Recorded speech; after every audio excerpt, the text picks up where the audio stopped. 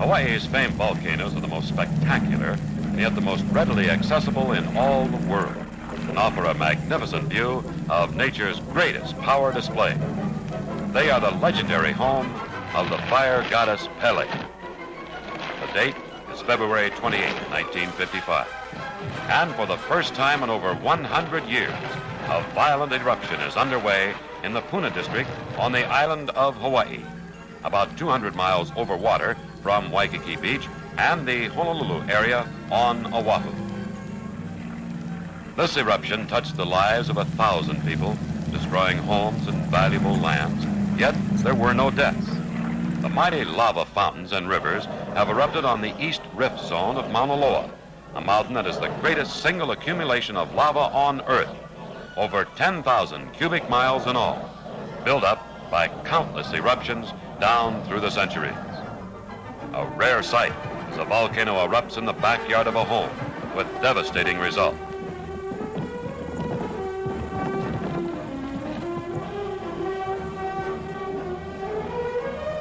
Lava boulders as large as a house are carried along in the crest of the river. These are formed by large sections of crater rims breaking off, or maybe a portion of a lava river bank, which has been undermined. Hawaii's volcanoes have a fascination for all. It is quite true that the natives and tourists alike run to and not from the eruptions. Yet they all have a deep respect for the fire goddess Pele, who, according to legend, is responsible for the volcanic activities, for they will occur whenever she returns to one of her many homes on the slopes of Mauna Loa.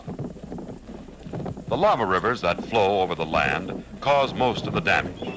They may move swiftly, or they may just inch along, but nothing can stop their forward march.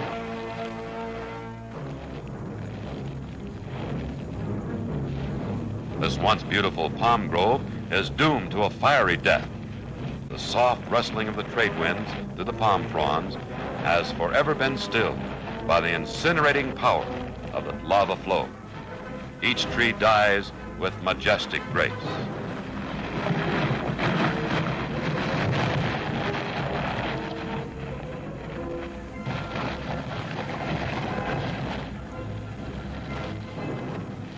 This eruption continued for 88 days. One of the lava rivers soon reached the ocean and formed a fire fall. The molten lava, tumbling over the cliff, drops into the ocean, and great explosions occur.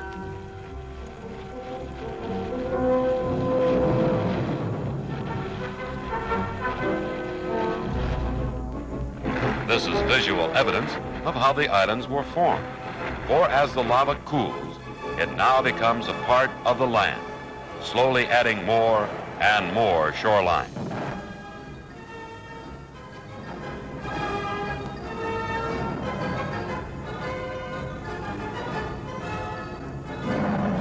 Five years have passed, and now on November 14th, 1959, another great eruption started.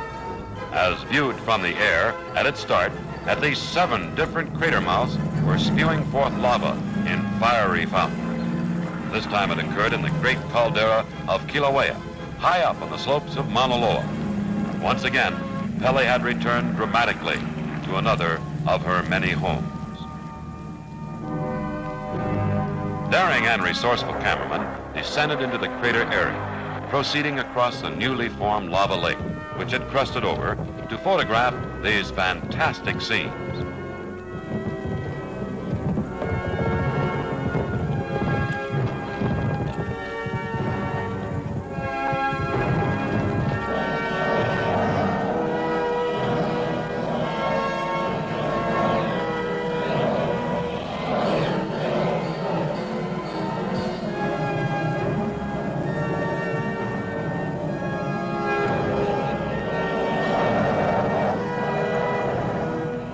Note how this huge lava boulder has formed a perfect image of the head of Pele.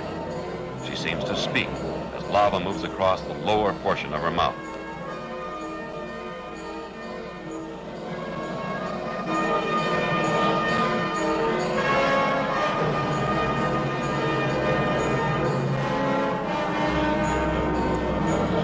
Art Carter, award-winning volcanic photographer, moves in for a close-up shot.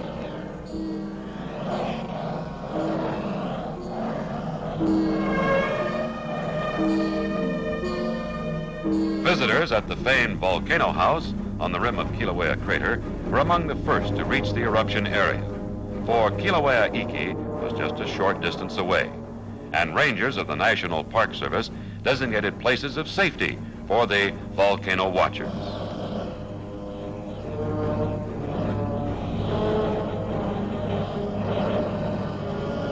Three days after the start, the eruption again gained in fury, and fountains spurted to a height of 1,150 feet. In a week's time, the pool of lava in the crater was 300 feet deep, and it buried the vent from which the fountain had been spurting. This action continued unabated through a series of 16 eruptive phases, each lasting from 2 to 32 hours of life.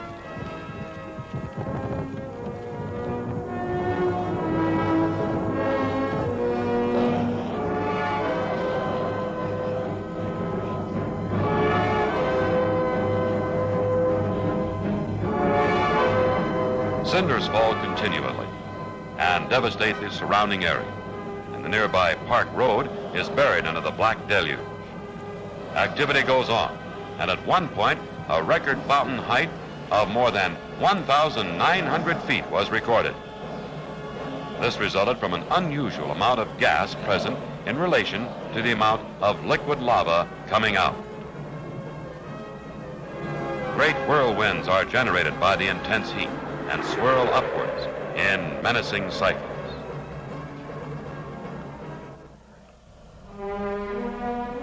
You may wonder about volcanism. How does all this happen, and why? If you will keep in mind that underneath the great caldera of Kilauea, a giant sort of plumbing system exists. Now, this pipeline, or conduit system, leads downward toward the great pools of magmatic matter that lies beneath the surface of our Earth, at depths up to 40 miles.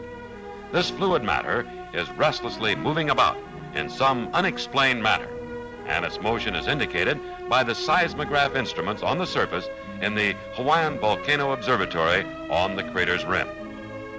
Its presence, in increasing amounts, is measured by an elaborate system of tilt meters, also designed and installed by the observatory at strategic locations on the mountain. Now, these instruments are capable of indicating just how much the ground is tilting in one direction or another. This is of great importance, for preceding an eruption, the area swells, much like a balloon being inflated, and this produces an outward tilting and is indicative that the magma is rising and can result in an outbreak.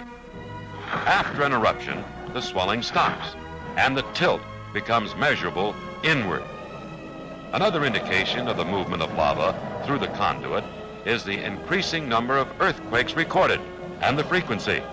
Location and depth serve as still another indication of the coming of Pele. She is a fiery yet gentle goddess, for Hawaiian volcanoes are characteristically non-explosive. The lava is of high fluidity and of low gas content. Thus it escapes in the form of fountains without undue explosive violence.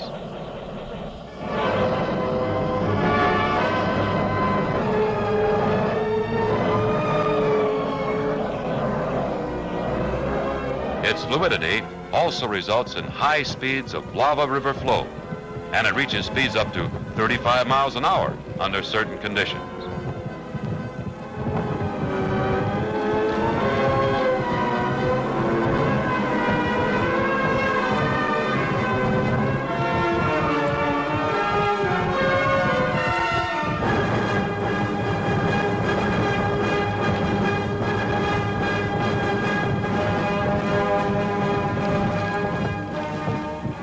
Before Kilauea Iki died, it had built a conical hill 150 feet high and had left a pumice blanket 5 feet deep, half a mile from the vent.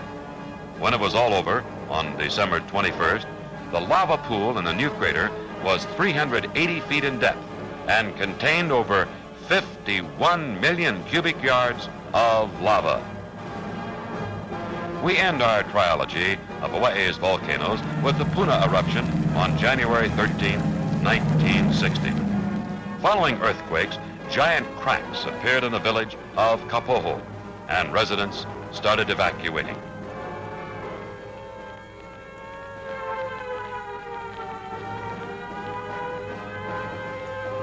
At 7:30 p.m. in the valley, just behind the town, the eruption started from a rift a mile long. Fountains sent lava cascading over the land, and some of it encountered underground water, resulting in great explosions of steam and throwing lava chunks high into the air with a roar of 100 jet engines at full power.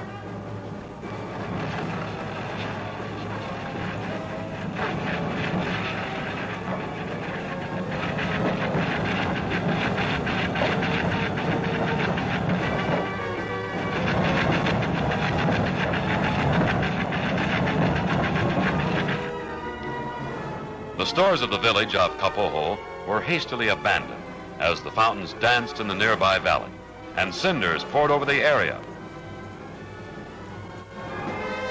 The lava rivers headed down toward the ocean a short distance away, but first they crossed the papaya groves, leveling them.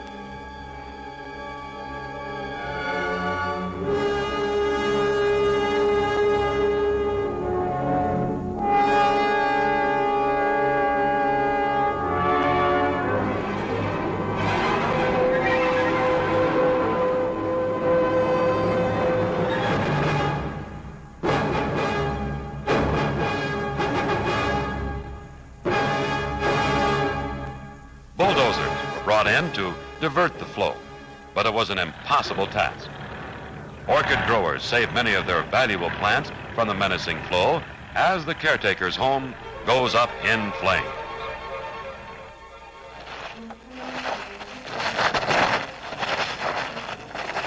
On and on it moves relentlessly, and a giant stand of palms falls victim to the searing heat.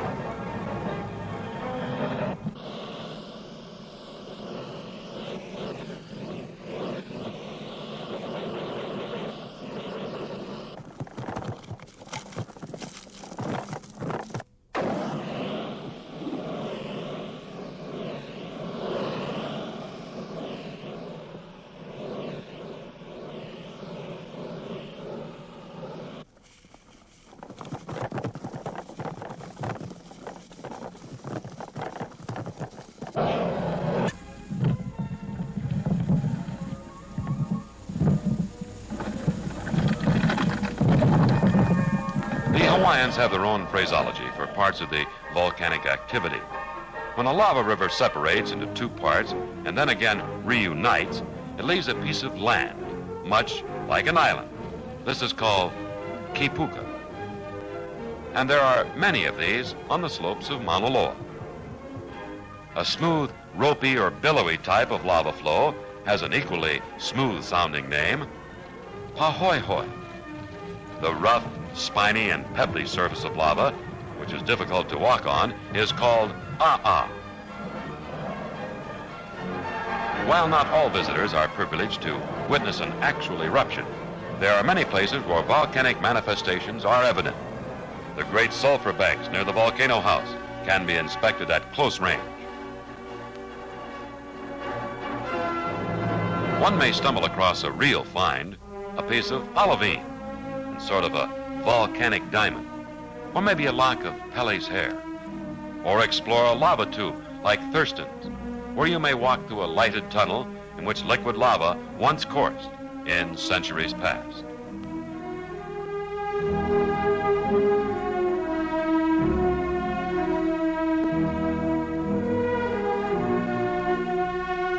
For 36 days, the fury of the eruption continued, and the once peaceful village of Kapoho was surrounded by an inferno. Closer and closer our cameramen worked their way, and these breathtaking scenes of the fountains and fast-flowing lava rivers are evidence of their daring. For remember that the temperature may reach 2,100 degrees Fahrenheit, and the surrounding air is superheated to an extreme degree. But once the volcano bug has bitten you, you're attracted by the magnetic presence of Pele, and you plan your approach to her fiery court with great care. Before Pele was to leave, she gave her greatest demonstration of power.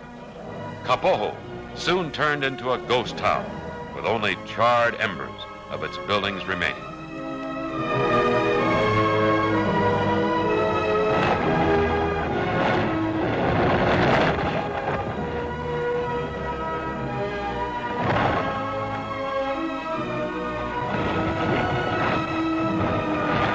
It is only on the island of Hawaii that Hawaiian volcanoes are active in our time, and its main cities have been built with respect to the possibility of eruption. Pele takes away, yet she also gives, and her sweeping lava flows enter the ocean to form new land along the coastline of Hawaii. The hot lava is cooled by ocean waves, and vegetation soon starts. Before many months, the tiny lichen and ferns have found root, starting another life cycle on the ever-growing island of Hawaii.